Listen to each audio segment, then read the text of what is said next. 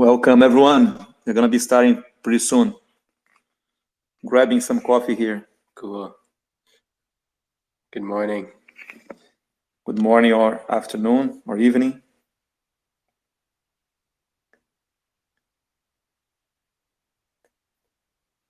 It's very cold today here in Taipei. Yeah, should be summer already, but not yet. Especially here on the mountains. Yeah. I was asking Colin to perhaps turn on the fireplace. Yeah, need some wood. The coffee will have to do. But the very good thing about Taiwan in the cold weather is hot spring. Hot spring is a very nice thing here in Taiwan. Yeah, it's beautiful. Because it's a volcanic place. There's wild hot springs all around. So where I live on the mountain here, there's one maybe half an hour bike ride. So I often go there to relax. And it's very nice because sometimes in the natural hot spring you have pretty hot water. You also have cold water, so you can actually switch back and forth between the two. Exactly. A lot of the locals here do that for the health of the body and the mind. It's kind of like a meditation. Indeed. So, by the way, this is Colin, COO at Cartesi, just so you know my voice. Yeah, and this is Eric, CEO at Cartesi.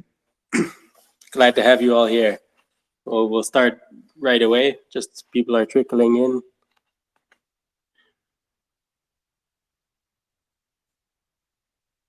And by the way, there's a lot going on Twitter at this moment, right? Absolutely. I don't know if everyone saw, but Elon Musk made an offer to acquire 100% of the shares of Twitter, and also Justin Swin. So things are happening. Yeah. I don't know how everyone feels about that.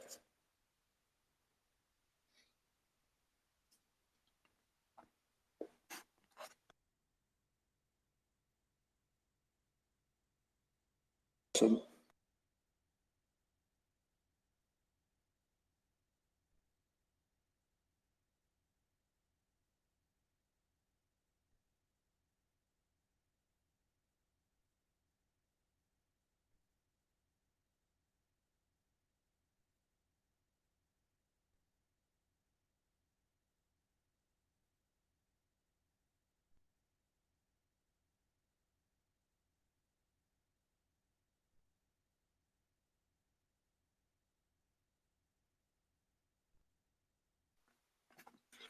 Welcome to everyone new.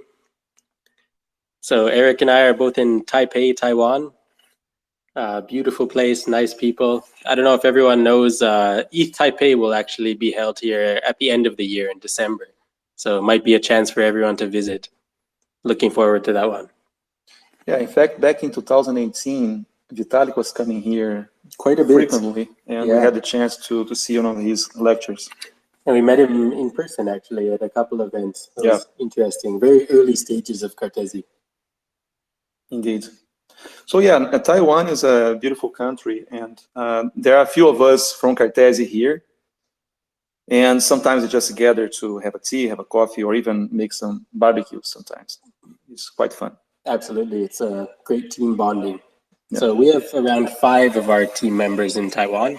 But in total, we are around 50 people now, including several other contributors, system integrators. The team has been growing quite a bit, but we're all over the world. So Brazil, several countries in Europe, Africa, India, and North America. Yeah.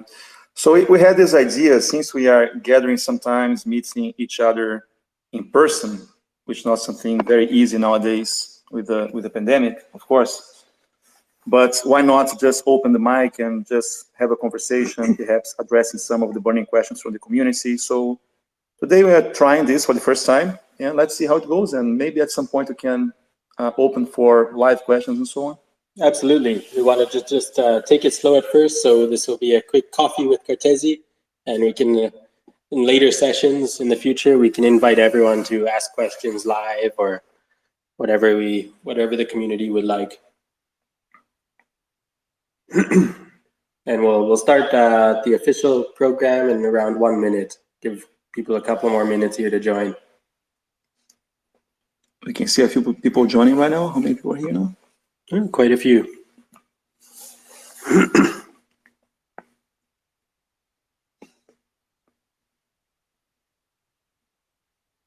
Oh, nice. I see the emoticons.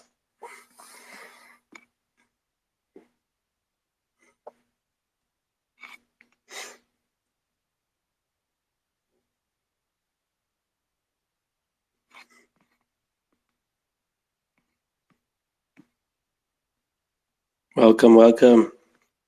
So for everyone new, this is Colin speaking here.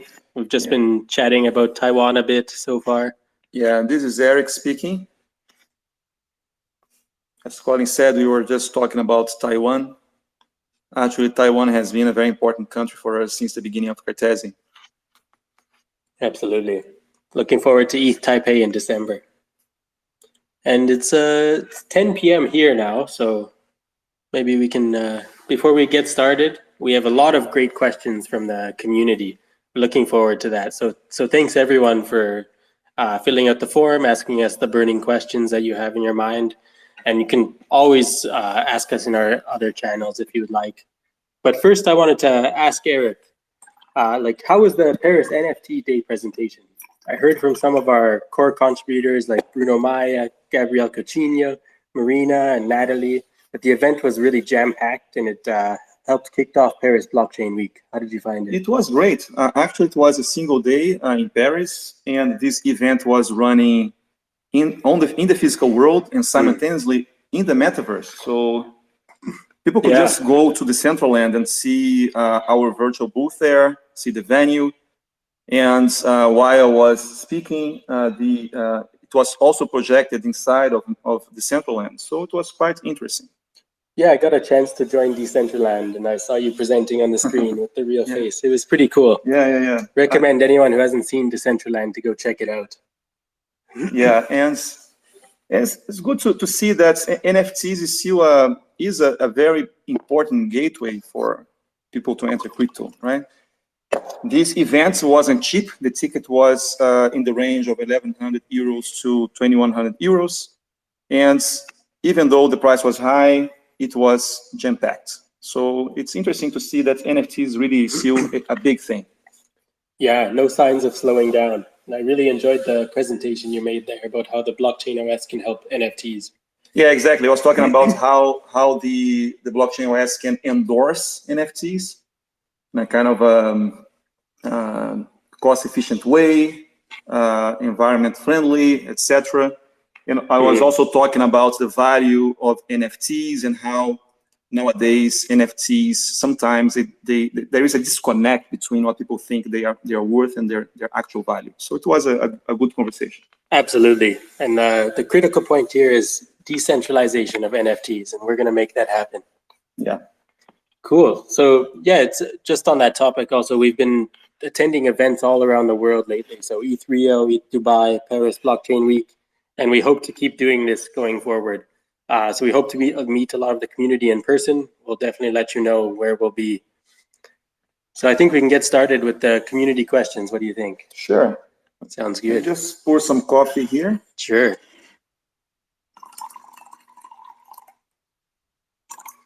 Thank you. So let's start with the first community question that we received. So the community asks, how will the Descartes computational oracle coexist with the Cartesi rollup solution in the coming years? And what are some ways in which an application developer will utilize both? Yeah, so Descartes will definitely coexist with Cartesi rollups. Descartes was the first, let's say, product with an API and an SDK that we delivered. And there were a few projects, demo projects being built on top of Descartes. But of course, Descartes was not our end goal, right? For those who don't know, Descartes is about a decentralization of computational tasks, meaning that the blockchain can order a heavy computation that couldn't run on chain, and Descartes runs it off chain, maintaining the security levels of the main chain. But our ultimate goal was to implement rollups, and by doing that, we would have something like what you already experienced on Ethereum and other smart contract platforms, But the main difference here being that you would have a general purpose infrastructure that actually runs an OS. So it's basically moving from a model of smart contracts to a full decentralized server. So while we were pursuing Cartesi rollups, we had to make several improvements in key pieces of the code, like the arbitration code, like the transaction manager. And these are pieces that are also used by Descartes. So right now, we are giving all the attention and focus to Cartesi rollups, as most of you may know. And our priority is to get rollups to Mainnet. And as soon as we pass this critical phase, Descartes will be migrated to the new infrastructure. Yeah, and just to add on to that, I mean, Descartes will likely change the name in the future. So in general, it'll be called the Computational Oracle. But since then, we've received already several teams and solo developers that are interested in using this computational oracle. So as we migrate it over, it'll be really exciting in the fields of insurance, IoT, machine learning, and several others that have come up. Yeah, exactly. There are already some teams that are interested and with a very clear use cases to be developed on it. Looking forward to it. So let's move to the next question then. Eric, do you want to read it out? Sure. So the second question is, if a global recession were to happen, could the Ctsi team still develop the blockchain OS? That's a very important question. Very important indeed. And the short and to the point answer is there's absolutely no worries. The blockchain OS is going to be developed. All the funding for research, development, and operations of the blockchain OS is well secured for many years to come. So since we launched Ctsi on Binance Launchpad around exactly almost 2 years ago now, the Cartesi Foundation has been extremely careful with our treasury, and we've made sure to secure enough funding and diversification of the assets to ensure the longevity and success of the blockchain OS.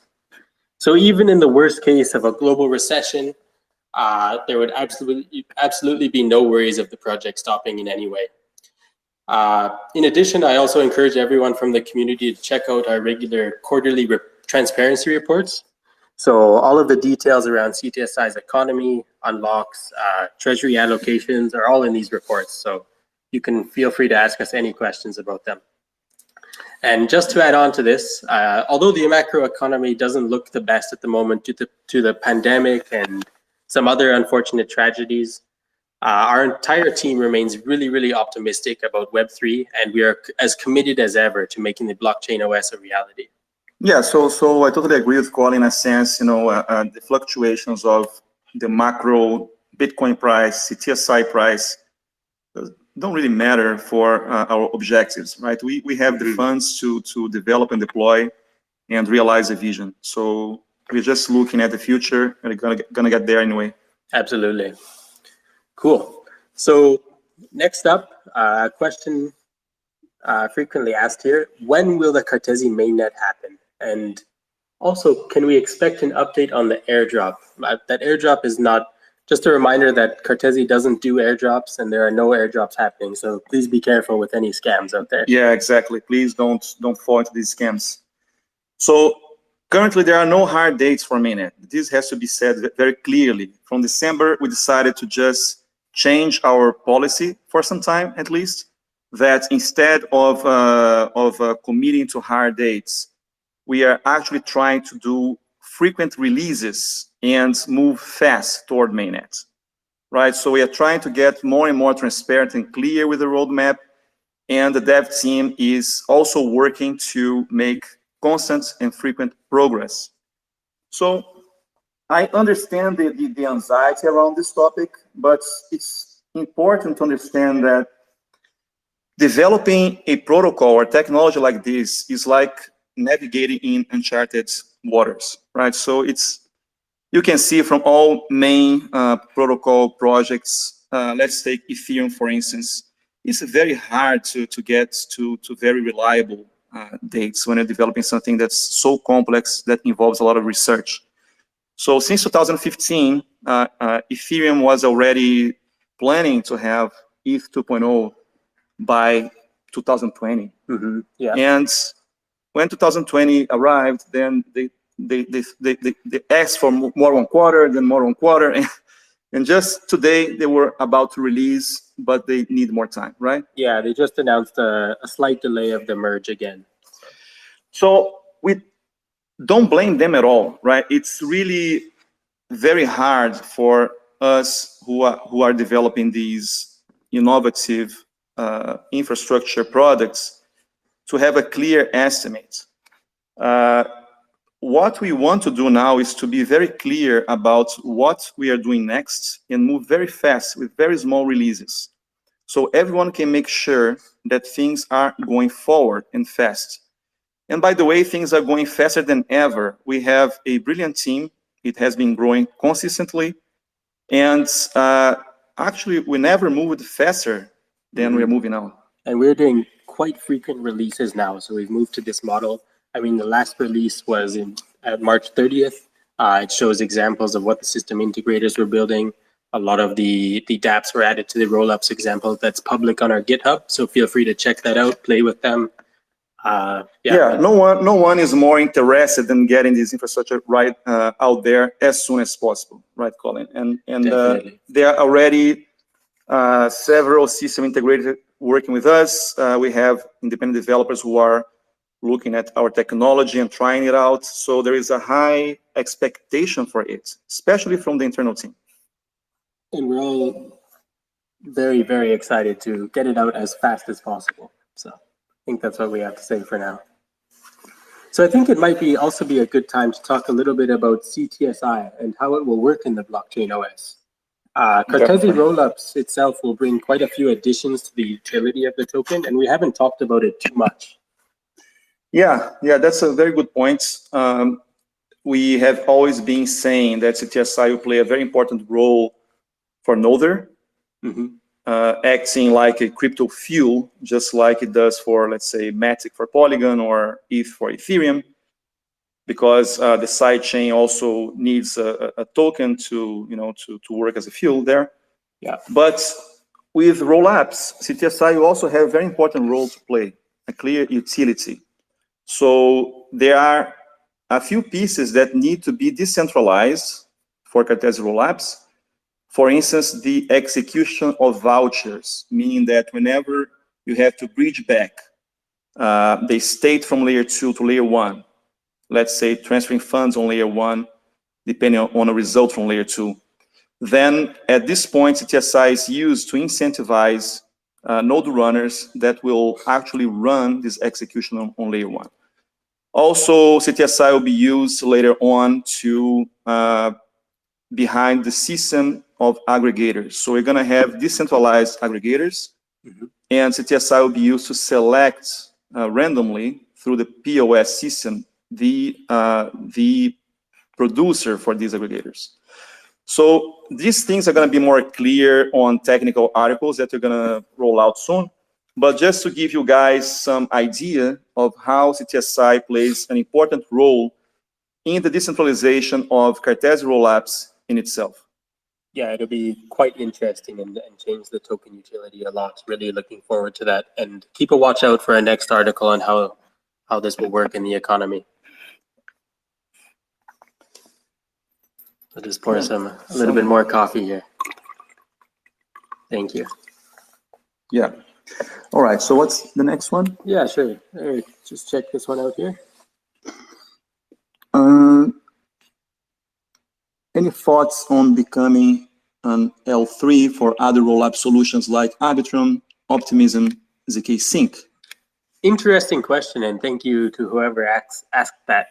So L3, as they say, layer 3, is a very interesting narrative that is being speculated upon recently. But I think it's important to note first that layer 2 itself has not matured yet, and we're at a very early stage still. I mean, with a couple of other projects like Arbitrum, Optimism gaining good traction, but not as much as L1s just yet. But we're looking forward to the future of that. In terms of Cartesi and the blockchain OS, Cartesi rollouts will actually be launched first on Polygon, if you consider that in L2. So we'll kind of be a de facto layer 3 on top of that. But Cartesi rollups in specific has been designed to be easily portable across different public chains or different layer 2s even, especially those that are EVM compatible.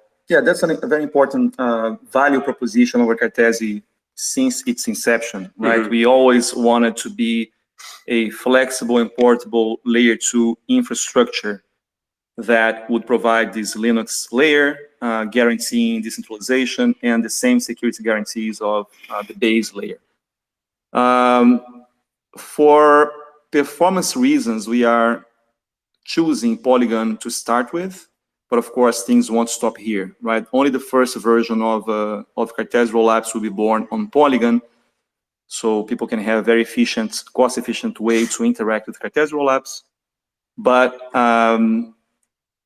the infrastructure is flexible, and the intention is that they're going to be deploying Cartesi rollups on the most important, prominent, and desired layer 1s and layer 2s. So it's definitely not out of the question that Cartesi could be deployed on these other rollups ecosystems like Arbitrum, Optimism, ZK Sync. We'll just have to see what the future holds and what's the most relevant at the time. Exactly. But another thing that's important to tell here is that some of these projects are thinking about exploring these L3 concepts because that's right. They're starting to hit some scalability issues. Yeah. Right. Like I think StarkNet wrote an article recently. Yeah. Yeah. And the design of Cartesi avoids this specific problem from start. Yeah. Because each application runs in its own context of validators and Cartesi machines.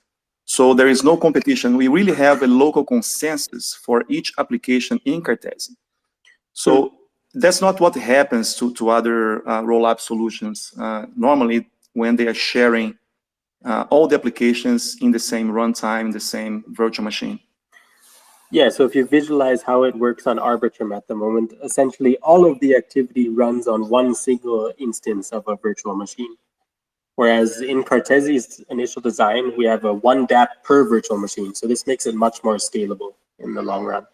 Yeah, yeah. And I always like to say that, to remember that initially, we all remember the birth of Ethereum and the promise of having something like a world computer. People talked about having, when are going to have a decentralized AWS of sorts, right? And of course, Ethereum cannot do that alone. Everyone here also knows that when CryptoKitties, which is a very simple game, came online, it crashed the network, right? A very simple logic, a very simple game crashed the network. Yeah. So it became clear back then that it was a pipe dream, at least think in terms of that infrastructure. Then there was all this race and research around how can we have better scaling without losing the desired properties of decentralization and high security of the base layer. And that's what's led to rollups after a lot of research around Plasma, sidechains. Rollups came to be a favorite answer for this problem. So yeah, and we actually, what we're planning to do is to have something that's much closer actually to that vision of having decentralized cloud services like AWS, because instead of running a smart contracts, you're actually going to be running a real computing platform. Having also a lot of computation bandwidth, right? Because of the local consensus, we can actually have a very decent computational bandwidth. Exactly. In this case, a full Linux OS. So that's why we're calling ourselves for people to better understand us, the blockchain OS. Yeah. All right, great. So let's move on to the next question then, maybe. So we have another question here from the community.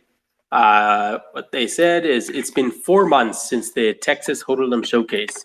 Has Cartesi found a partner to further develop this game? Well, let's make this very clear. Cartesi is a group of people developing infrastructure, right? We are not developing the apps. We are not developing, it's not the role of Cartesi to develop customer-facing products. In essence, we aren't a gaming company. Yeah, we are not a gaming company or a gambling company.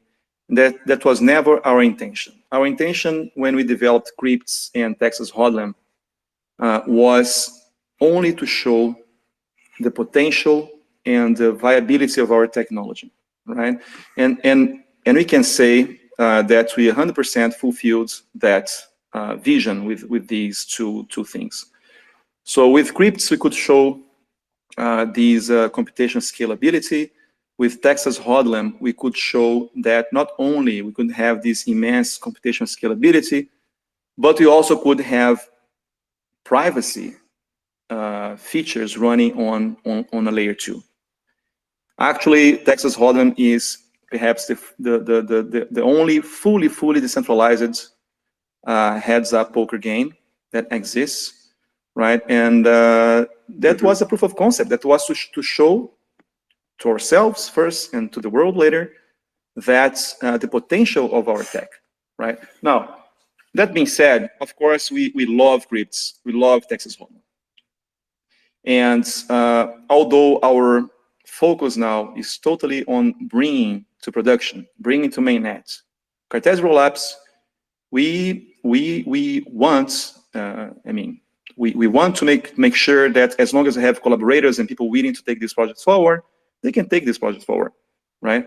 So we don't discard the possibility of having partners that will further develop these products. Absolutely, and we're even open. I mean, these games are open source. They're on our GitHub.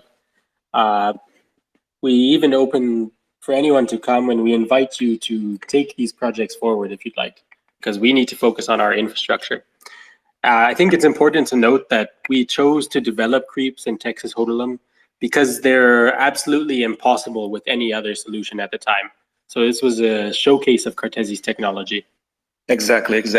And by the way, when we developed crypts, we didn't have even an API. That's right, yeah. The infrastructure was very premature, but we could actually test the basics of the Cartesi machine, the fundamental properties of the Cartesi machine, and also our first version of the arbitration system. When we finished developing crypts, when we, in hindsight, look back, we realized it could not be reused by other people. We actually needed to have something with a clear SDK and API. And that led us to a very insightful discussion that ended up becoming Descartes. The Descartes specification came after we developed crypts and realized, man, we cannot, this is going to be impossible for anyone to develop anything on top of this. Exactly. Yeah, in software development, they often call this dog fooding. So you kind of eat your own dog food to try the technology out, improve on it, and make sure you can get adoption easier later on. Yeah, and this is a very interesting point because Cartesi is not developing a smart contracts in the same way that other, smart contract platform, the same way that other projects are developing. It is disruptive somehow because we are proposing a new model of developing decentralized applications. It is almost impossible to develop any infrastructure like this that comprises a lot of research, for sure, without any sample application. It's fundamental for us to have dog fooding and demo and flagship applications. That's when we build them as developers, we can find out what works, what doesn't work, what is convenient, what is inconvenient. That's the only way we can create infrastructure. Absolutely. This is kind of the lean method to do it. So these have been really, really useful developments and showcases for our technology, and we plan to keep doing this. Yeah. Great. So when I'll move on to the next question here. When will the community see increasing development on the Cartesi OS? The new roadmap was about transparency and openness. So why does the entire community not know what's being built on Cartesi by other developers? Well, I think if people look at things close enough, if they check our releases, our articles, our announcements, they'll see a couple of weeks ago, we had a new software release, right? Absolutely, and yeah, so this is not entirely true. We actually announced every system integrator on Medium. We released articles about who they are, what are they going to do, and we even interviewed some of them, so you can read more about how they feel developing with Cartesi rollups, what dApp they were developing. And if you check our latest release, as Eric just mentioned, which was on March 30th, so we updated the rollups example repository on our GitHub. We added the dApps that they're developing there, so you can actually download them, play with them, and experiment. You can see the examples of machine learning they're building and other ones. Yeah, and there is an upcoming release coming soon. Meanwhile, there are external parties, people developing, integrators developing demo applications. Some of them are even becoming interviews where they're sharing with the community what they're building and their cases. So there's a lot of things happening. Absolutely, yeah. So, and if you have questions about what they're doing, they're actually talking live in our Discord channel. So if you want to hop in there, you can go to the Cartesi Rollups channel and see the questions they're asking. And you can feel free to ask them questions as well. I'm sure they'll be happy to talk about it. How's the coffee going? Pretty good. Cheers. Cheers, cheers.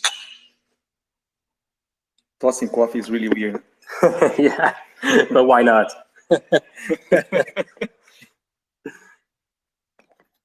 Maybe you can read the next one. Sure. So the next one is, I wonder if you are thinking of getting an investment. Good one. Any collaborations with A16Z or Binance Capital? So yeah, for those who maybe have joined the project recently and may not know, we are actually a Binance Launchpad project back in 2020, almost exactly 2 years ago. So Binance has supported us from the beginning of Ctsi. And as we were just talking about in an earlier question, the Cartesi Foundation is actually very well funded for many, many years. So there's absolutely no worries or no need for an actual investment. Having said that, we have considered raising a strategic type round, an additional round from the most famous investors, mostly for recognition, strategic partnerships, introductions, or things along these lines. And A16 in specific? Yeah, A16Z is a very interesting fund. I particularly like a lot their vision on Web3, on decentralization. And of course, they would be a potential very good partner for Cartesi as forward thinkers in technology involving the internet and the evolution of computer science. Yeah, I totally agree. They're a firm we would definitely love to collaborate with and receive recognition from when the time is right. Sure. So yeah, we're almost getting to the end of the questions here. So I'll just read out the next question, one of the last ones. So what is the biggest goal you want to achieve this year? Do you want to answer that one, Eric? Yeah, sure. I think we are achieving it progressively, right? We wanted to have traction, to have people developing on Cartesi. We wanted to get things ready to ready state, moving fast toward that objective. So our goal now is to move as fast as we can this year to get as much traction and as much readiness and completion for our technology. And we're very excited with the progress. Things are going super well. Definitely. So yeah, you'll have to stay tuned to our news and watch out for our upcoming release. It's going to be exciting. Yeah, I think, is that all? That is actually all the questions for now. It was really great to chat with everyone. I really enjoyed doing this Twitter space, especially being in the same room with Eric. We love to meet up with team members when we're in the same country. Absolutely, Colin, and everyone here. Thanks a lot for your participation. This is the first of possibly a series of meetings like this that we're going to do in the future, and we appreciate your presence. Yeah, thanks everyone for joining us and having a coffee with Cartesi. Maybe you can toast one more time the coffee. Yeah, welcome home to what's next. So we're looking forward to hosting more of these and also inviting you to join the conversation next time. Thank you, everyone.